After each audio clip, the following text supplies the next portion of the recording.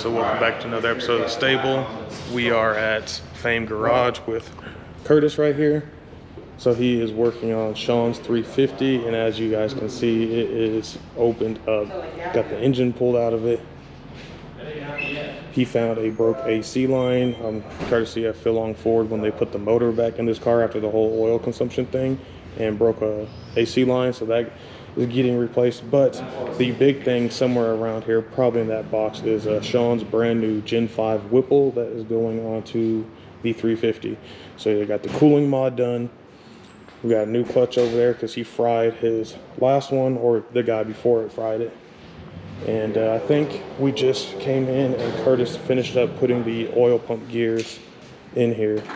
So is that what I just caught? It was you putting the oil pump gears? Are in there. MMR gears are in there.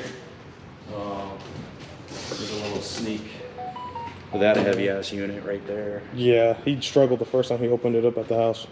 He wasn't expecting I picked it up out of the box and I handed it to him. He's like, if I can get it, I know you can. But yeah, MMR oil pump gears are in there. Just need to torque these torques, no pun intended. And then plop it back on there and get the oil pan and timing cover back on. And timing procedure done. I got the timing procedure that I was waiting on for a couple days now, but a buddy of mine that works at Ford, luckily enough, I have it, to have it like that, I guess, you could say. But a good friend of mine gave me the timing procedure for the 18 plus 5.2, so seemed to do everything like it should. I'll get it back on, get the timing procedure, I'll get the chain put back on, tensioners. We got the MMR crank sprocket, so, and then bless it, wish it luck. Hopefully it has a happy life out in Florida, making good numbers on the 85. Yeah, hopefully. So, but I'm gonna get a lot of people have asked on mine. You don't have to pull these motors to do this. This was kind of an accumulative of things, being that it's a plastic pan car. So plastic pan's got the pickup tube into the oil pan. It's built in. It's all one piece. So you do have to drop that down, at least that distance right there, to be able to even get that oil pump out. So between that, doing the clutch, the rear head cooling mod, the Gen 5 requires you to use a BMR motor mount. So between all that stuff, I just said screw it with how dirty the engine bay of the car was. Pulling it out, gonna spray the engine bay. But that's why the engine's sitting down. It was just easier on me to do it this way, in my opinion. Got the head cooling mod on there already. Yeah, I was gonna say, especially with that cooling mod, we were looking it up and it was like, if you got to pretty much pull the trans and everything to do it, you might as well pull the motor and do it all at once. Yeah, and like I said, with having to drop the oil pan, with having to do the motor mounts, I just said, what, screw it, pulling the motor out. I'd much rather be doing the timing chains and oil pan gasket like this than sitting inside the car, you know what I mean? So, yeah. But there she is. Well, sweet, guys. So I just figured, we come over here real quick. What's your socials? Because Sean said you've been TikToking this, and yeah, the real Fame Garage on Instagram, Fame Garage on TikTok, Fame Garage on Facebook. I try to keep everything kind of one, so if you see Fame Garage on something, chances are it's mine. But yeah, it's at the real Fame Garage on Instagram. I got some stuff that I post on there. I'm trying to do better. Facebook, I do all right. TikTok, I kind of post more on TikTok than anything. Other than that, I'll try to do better. I guess more engagement that I get, the more it makes me want to post as anybody, So, but yeah, shoot me a like, shoot me a follow. I'll do the same. It's just Mustang content and some shenanigans. Yeah. So, and guys, so this is the same shot with Curtis that we've been taking red to and trying to get the suspension and everything else dialed in.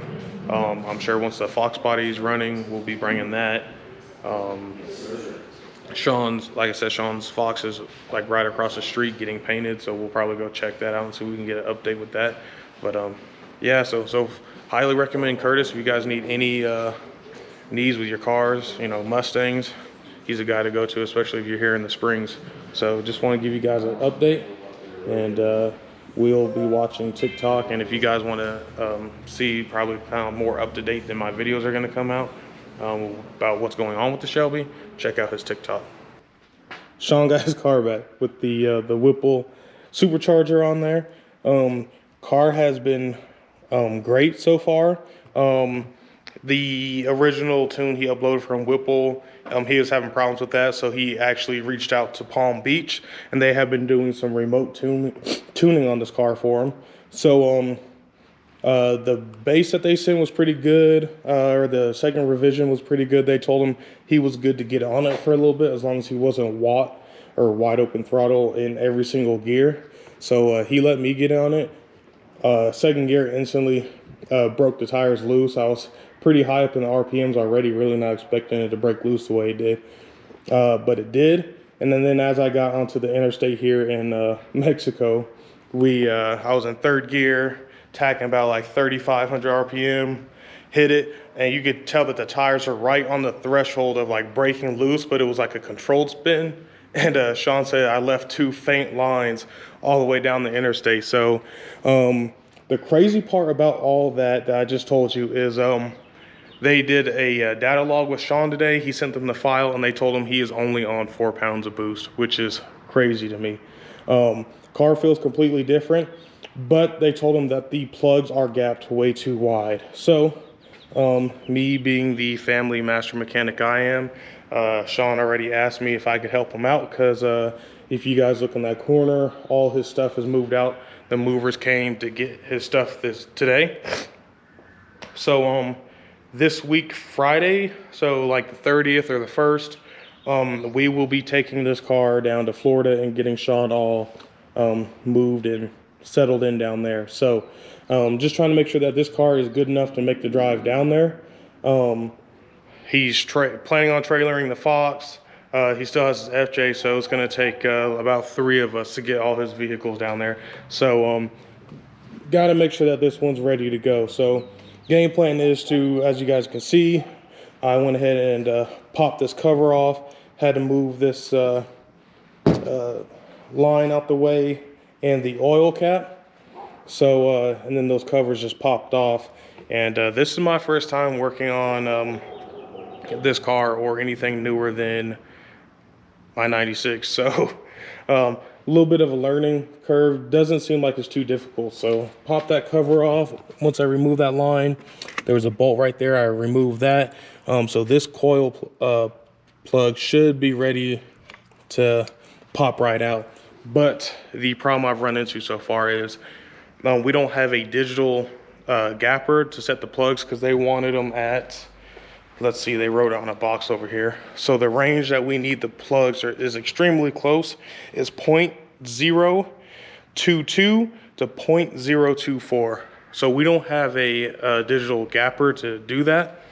But on the little standard one you can get from the parts store, pretty much the game plan is to close down the plugs, gap them just to where they slide on the very thinnest part of the little the little gapper, and then put them back in here. So that will be as close as we can get it for now, until Sean gets the right tool. I think he ordered it, but of course it's not gonna make it before we have to head out. All right, so relatively easy to get the spark plugs out of a 350.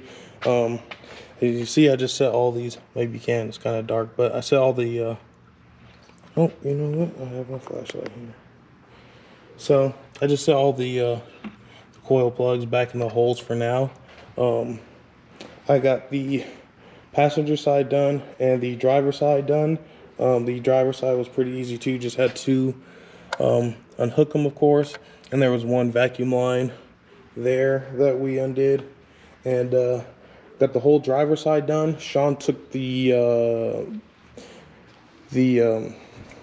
spark plug out of number 5 here to the store, because if you guys can see or not, these have a very fine tip in that gap. And of course those aren't the same type of plugs I have in my car, but not knowing any better, Well, maybe I didn't know better, but I tried to use a standard gapper to do it, and you can see, maybe not on this one, but wherever the other one is I had, that it made a pretty big groove on the back side of it. I don't know where it's at. Anyway, so it put a pretty big groove on the back of it, and it also broke the tip off. So, oh, there it is. It was this one. You can see right above my thumb that the point just kind of just carved in to there, and it ended up breaking the point off. So Sean went to go get another one of these spark plugs, and then worst case scenario, Curtis at Fame Garage, who did the work on the 350 for Sean, Sean will have to go take these spark plugs in the morning and go have Curtis re-gap them to what Palm Beach wants them gapped at. And then Sean already has the new tune that should be corrected for that gap. So they told Sean he's seeing roughly about 4 pounds of boost right now. He doesn't have a boost gauge in the car to reference that yet. But from the data log they did, they said he's about at 4 pounds and he should be at 9. So this thing's probably gonna feel pretty crazy at 9 pounds of boost. But so we're gonna be waiting on Sean to get the spark plug back, and he'll probably have to end up running up to Curtis to get these gaps. So I just went ahead and numbered them, and then we just set the coil plugs in their correct cylinders for now, so nothing can get down inside the engine. And I think that's where we're gonna leave it tonight. So when I pick up back with this video, hopefully tomorrow, we'll have the correctly gapped plugs. We will put the new tune on the car, and we'll go ride around with Sean and try to let you guys get whatever kind of experience you can get through the camera. So, but install came out great. Curtis did a great job. All right, y'all, so actually, I lied earlier. I thought we were gonna be done till the morning. Sean got back. This is done for the night, all except, is that number 1 over here? Yep, number 1 over here. Still gotta put the new plug in there when we get it. Sean ended up just getting a feeler gauge, putting that in between to use to gap. So this is a 0.23 millimeter. So gapped all the plugs to that. So the passenger side is, or driver side is completely done. Everything's put back together. So we just are waiting on that last spark plug. And then once that happens, we can tighten everything up, throw the little cover back on there, and then he'll upload his new tune and then get with Palm Beach in the morning to start doing some more data logging and things like that. So that is where we are for tonight, but that's gonna do it for tonight. So we'll probably catch back up with him tomorrow as he's doing the data log process. So, all right guys, so it's the next morning or next afternoon. As you can see, we're in Sean's Shelby. We're getting ready to go do a pool for Palm Beach, but Sean is having communication issues between his SCT4 handheld device and the computer, so he's trying to figure that out. And then we gotta go do a pull, I believe from like 2,000 RPM up to 6, so I think 3rd gear maybe. So we're in the process of doing that. Sean woke up early this morning and it turned out Advanced Auto Part, even though the website said that they had that spark plug, it's a special order spark plug, so he had to switch to the NGK. I don't even know the number off the top of my head, so we'll figure that out, and I'll let you guys know what spark plug he's running. Whipple did send a sticker that also tells you what spark plugs they recommend. Sean ordered this kit from Brennan Speed, and he threw in the Denso spark plugs, whatever, but Palm Beach said they would rather have NGK in the car. So all that mess happened, and then we ended up with the spark plugs that Palm Beach wanted us to have in the car anyway. So more to come. Hopefully Sean figures out the computer soon. He's gonna try to hold the GoPro and data log while I get to drive and beat on this car, so should be fun. Now, so you can go ahead and show the data log too, because I've never showed anything like that on the channel. All right, guys, we're getting to do this data log for Palm Beach. They want a 3rd gear watt pull from 2,000 RPM all the way up to 6. So I'm getting ready to start the data log right now. You click this button up here, and you'll see it start recording the data. Just hold on, it's saying please wait. So you'll see it's loading the data across the screen right now. So you're good to go.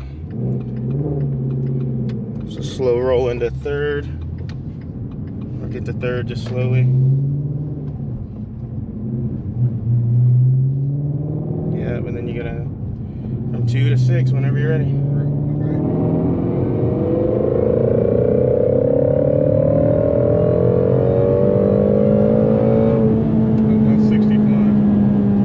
Up to 6,500 RPM, and as you can see, the data is coming in right now. So I'm getting ready to stop the log and send this off to Palm Beach.